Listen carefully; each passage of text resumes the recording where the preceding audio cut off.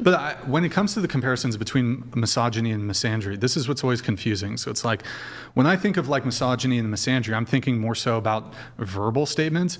But like, so what exactly would be categorized? So are you saying like, if somebody exhibits misogynistic tendencies, what is going to be the downstream effects of that in terms of like actual negative impacts? And I can think of a whole bunch.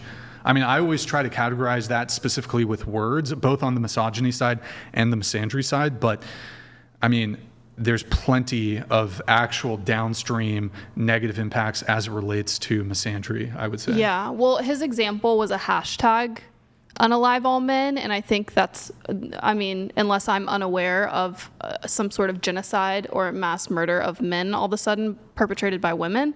So I think the extent of women on male on men violence is a hashtag. That seems to be the extent of it, rather than in our reality, women are being murdered by men.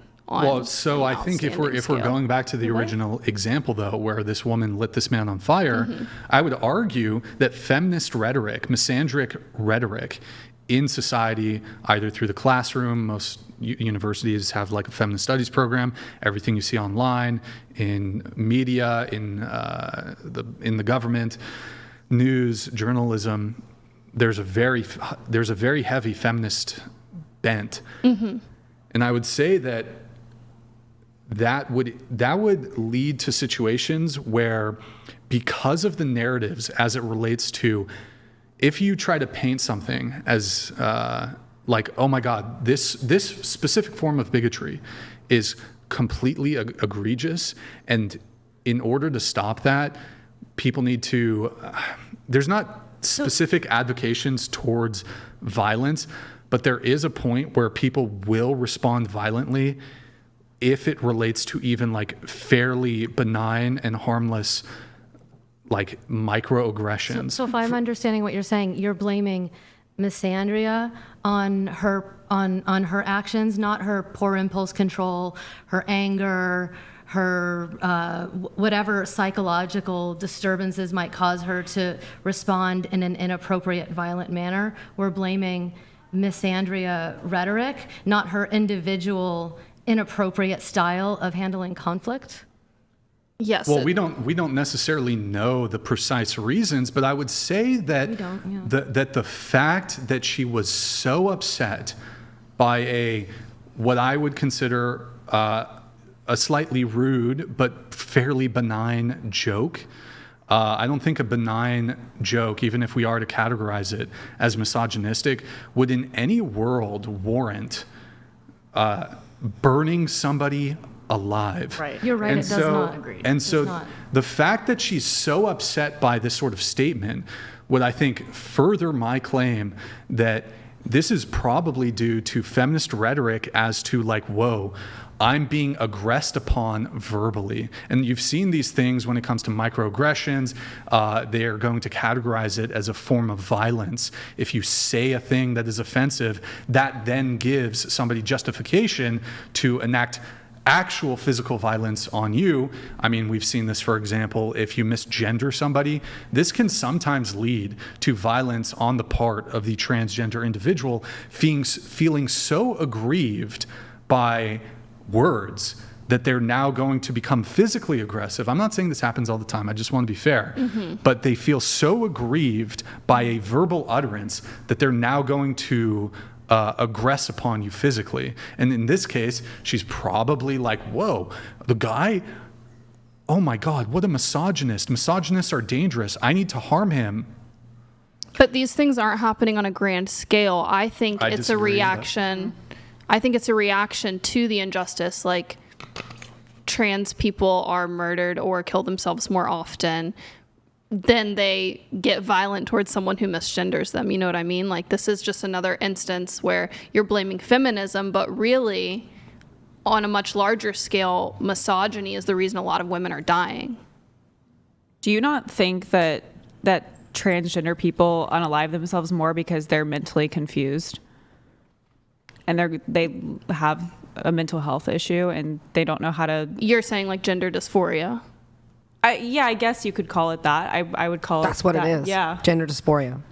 That would be the clinical definition, yes. Yes. Yeah. I think that them not being able to assimilate in society the way that we've structured gender takes a really large toll on their mental health, and that's why their suicide rates are so high. I think the issue is when a child or a young person, whatever age, is they go to these therapists and they say, hey, I have gender dysphoria, I think I'm a woman but I was born a man. That therapist, most of the time, if they're woke, most of them are, not saying you are, but I'm saying a lot of them are, and they will say, okay, well, you're right, you should change into a woman because that will make you happy, instead of fixing the actual gender dysphoria, because that is a mental illness that should be worked on, versus just gratifying their desire to become another gender. I think gender dysphoria only exists, so like this what it is like you're born a woman and you don't feel like you exist within the idea of how women exist in society, and you feel like a man, maybe like internally, whatever. I think that distinction only exists because we misclassify gender. So if a woman feels more masculine and relates to more male dominant roles, they get confused because they don't understand that gender is an identity and not biology. That's not true. Well, I think your gender is, how would you define a woman?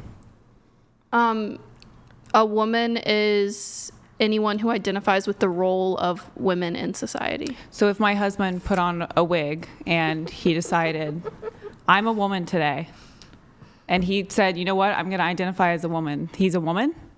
We can talk these random situations that just would never happen. That doesn't happen. Nobody decides that they want to be trans and exist in society right now that demonizes being trans. But it doesn't demonize being trans. But no, I think if he felt more feminine and he aligned more with the roles of women in society and he decided to take that route, then yes, that is a woman. But you can't even say that because everybody's got the roles all confused. Like we don't even, women are acting like men now, even though they're not trans, and men are acting like women. Yeah, and how can you even say that, it's because these roles are pushed on us, which, like I said earlier, I don't even think traditional roles are being pushed anymore on us. I think it's the opposite. So how can you say, I'm going to be a woman or I'm going to be a man because I identify with that. So now I get to go into the women's bathroom as, a previous man, or however you want to word it. Still a man. Still a man. Still a man. Yeah, that's just not the opinion I hold. And no one is transitioning just because they want to use the other gender. No, I think it's for attention, and I think that they have identity issues within themselves, because it's like, okay, I am insecure within myself, so I am going to change into a man because I want attention, and I also need to put my identity in something. And actually, we do live in a society, I would say for the most part, that does praise the transgender ideology, and it praises this mental illness. How do you not agree? It's if all they were over being social praised, media. why are they killing themselves so much? Because they have a mental illness. They are depressed, and a lot of these people regret it years down the line. Not and a they're lot. We can look up the statistics. Well, I'd love to look up the statistics. Actual gender dysphoria is a very small percent of the population, and there are some people who actually grow up feeling what gender dysphoria actually is. I would agree with your point that there are some people who right now in today's society are feeling a variety of things that is not clinical gender dysphoria, and it's confusion, it's trauma, it's I'm not comfortable as a woman because I feel like men are predators, so I think I'll just be a man. Or that's one example, but there are lots of reasons why today a lot of young people are feeling like maybe I'm non-binary, maybe I'm the other, I'm the gender that I wasn't assigned with at birth. And you're right, they go to therapy, and I agree with you that many therapists will, instead of explore on a deep level the root of this issue, and is it real gender dysphoria, or is it a trauma response, or is it confusion? I think when it gets endorsed and they're allowed to make that decision at a young age before they develop, it can be detrimental, and yes, a lot of them do eventually regret their decision when they take hormones and do things. I actually have a client who went as far as removing her breasts and then had to have them put back on later when she realized she made a terrible mistake. And so I'm just saying that you're both right. There is real gender dysphoria, but it's a very, very small percentage. right now there is a phenomenon of people feeling like they have permission to be confused and then do something about it to their bodies. And I think that we should be more responsible in how we respond to that and make sure that it's the real, very rare case of gender dysphoria and not all these cases of young people wanting to explore something. And I think that if you feel like a not very feminine woman or a more masculine man, that's great. And I think the point that you've been making is people should just be allowed to be themselves. Yes. And there's a value in that. There's also value in traditional roles. And I think that they both have value. And so there's a lot of permission right now to just let people be confused outwardly. And that's where I think we're starting to have problems and confusion. There's nothing wrong with wanting to be yourself and wanting to be an outlier. And I also think that, the traditional roles have a lot of value too. They both have value, and unfortunately they also contradict each other. Yeah, I completely agree. All right, we have a chat here from Rachel